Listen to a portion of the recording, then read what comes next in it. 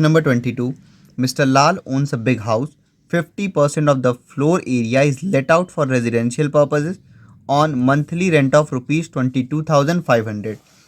तो जो बड़ा हाउस ओन करते हैं मिस्टर लाल, उसमें से 50% का जो कैलकुलेशन है वो लेट आउट पे होगा और जिसका रेंट है 22,500 पर मंथ.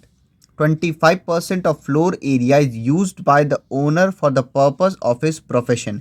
25% एरिया है वो सेल्फ प्रोफेशन के लिए यूज़ हो रहे हैं और self profession income from house property में नहीं कंसिडर करते हैं. While remaining 25% of the floor area is utilised for the purpose of his residence. और जो बचा 25% है उसको सेल्फ ऑक्यूपाइड के तरीके से कैलकुलेशन करेंगे.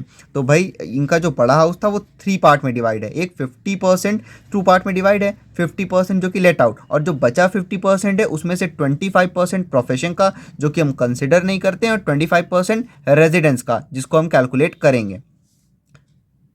Other particulars of the house are as follows.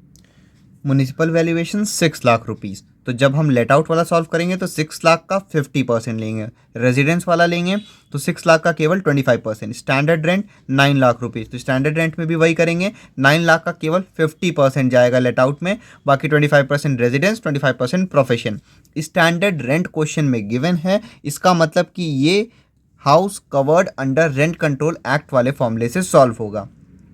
Municipal taxes paid 80,000 rupees. तो जब म्यूनिसिपल टैक्सेस भी लिखेंगे तो 80,000 का केवल 50% आएगा लेट आउट में, 25 जाएगा रेजिडेंस और प्रोफेशन में.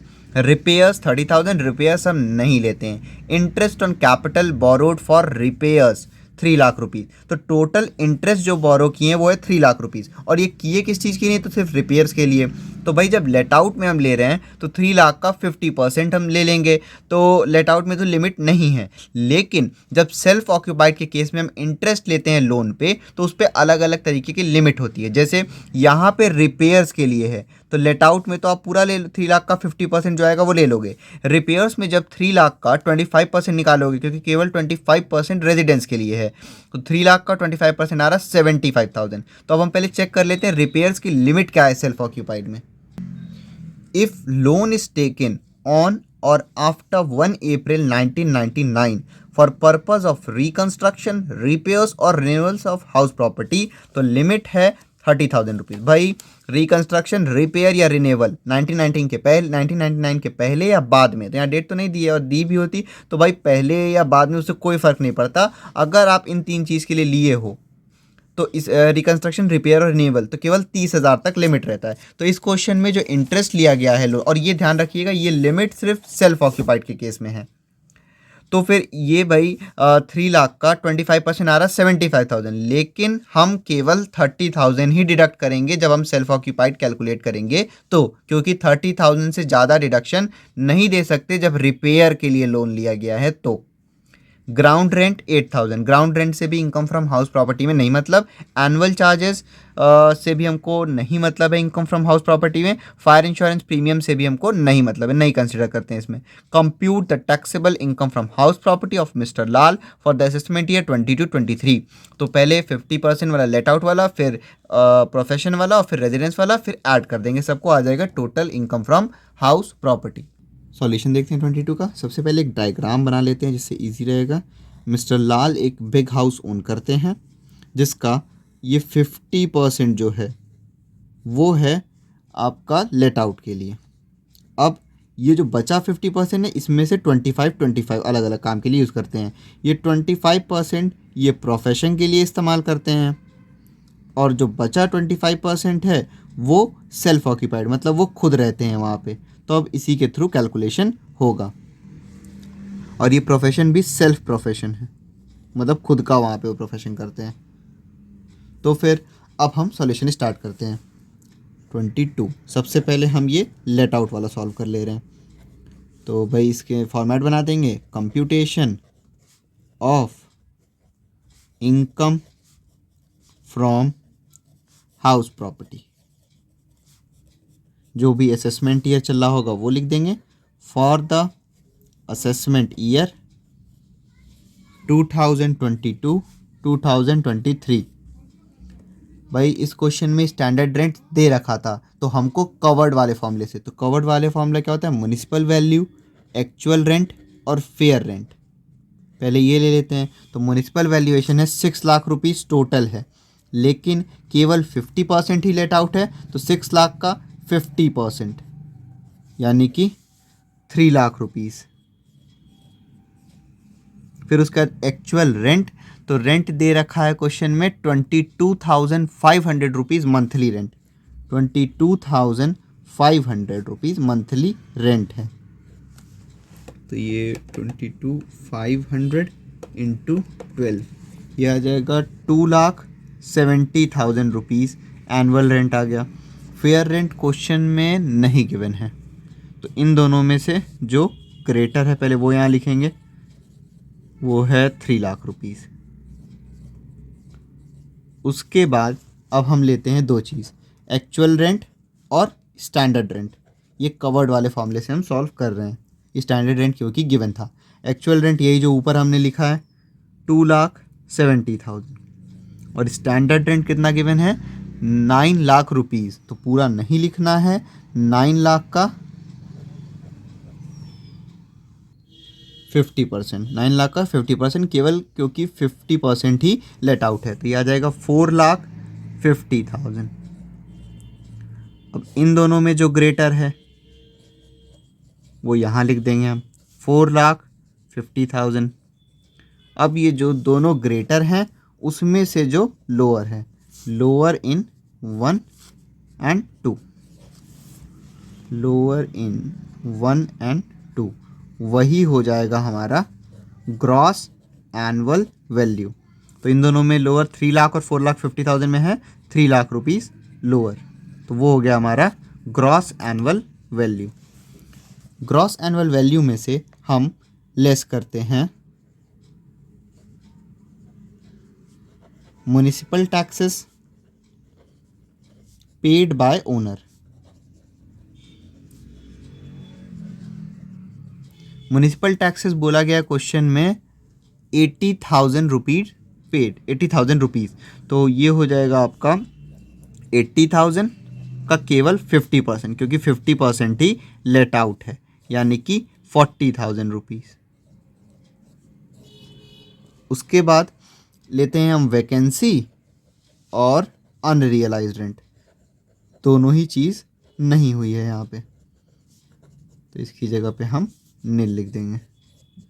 अब 40,000 ही सीधे हम आउटर कॉलम में लिख देंगे और ग्रॉस एनुअल वैल्यू में से लेस कर देंगे। तो ये आ जाएगा 2,60,000 रुपीज़। ये हो गया एनुअल वैल्यू। इसमें से लेस करेंगे हम डिडक्शंस अंडर सेक्शन 24। पहला डिडक्शन है 30% ऑफ एनुअल वैल्यू। तो भाई एनुअल वैल्यू है 2,60,000, उसका 30%, 2,60,000 का 30%, यह आ गया 78,000 रुपीज़।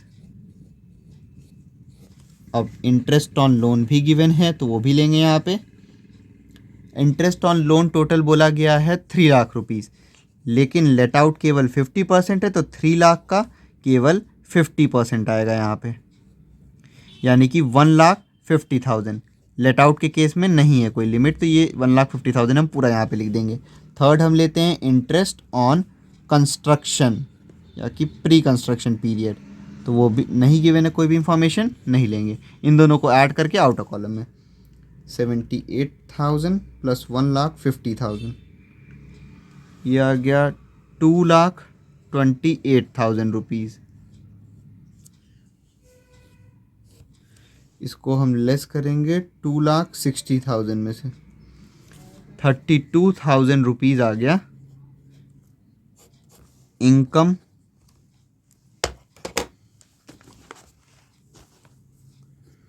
From house property. अभी ये निकला है लेट आउट वाला। 50% ऑफ हाउस का कैलकुलेशन हो गया जो लेट आउट था। अब हम करेंगे सेल्फ प्रोफेशन जो कि 25% ऑफ द हाउस है। भाई ये not considered under income from house property. Self profession वाले को हम लोग नहीं कंसिडर करते हैं। उसके बाद अब हम लिखेंगे लास्ट जो कि है सेल्फ ऑक्यूपाइड वाला सॉल्व करेंगे। सेल्फ ऑक्यूपाइड भी 25% है।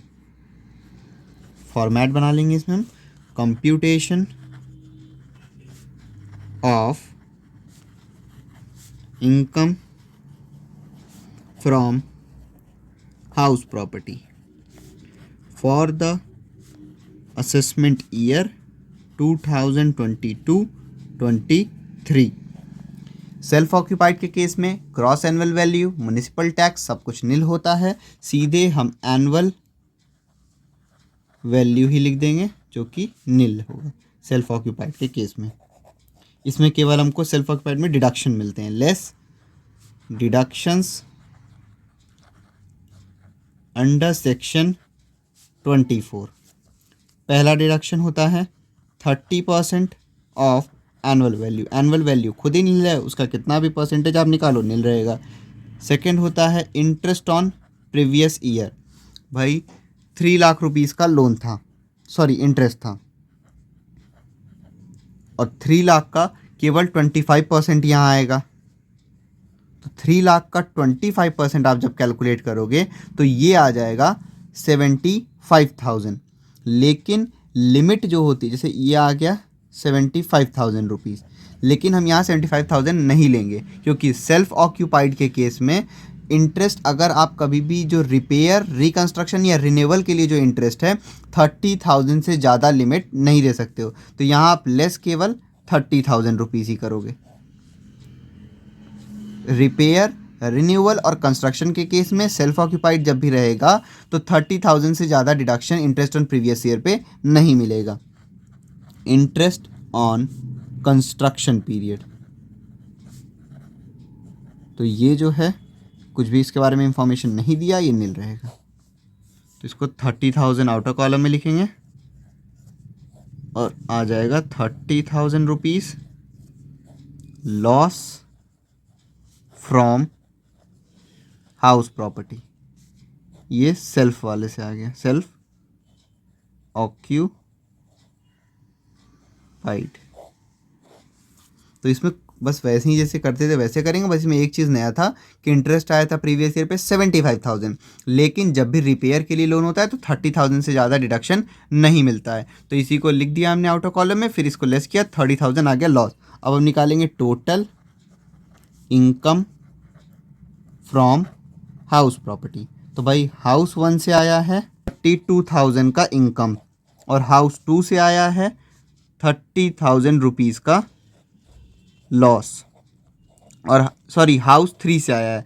हाउस 2 तो हम कंसिडर, सॉरी हाउस 2 नहीं, हाउस को ही 3 पार्ट में इन्होंने डिवाइड किया है। एक 50% लेट आउट, तो लेट आउट से आया है 32,000, और सेल्फ प्रोफेशन कंसिडर नहीं करते हैं हम यहाँ पे, और सेल्फ ऑक्यूपाइड से आया है 30,000 रुपीज़ का लॉस। इसको हम सॉल्व करेंगे तो आ जाएगा 2,000 rupees income from house property.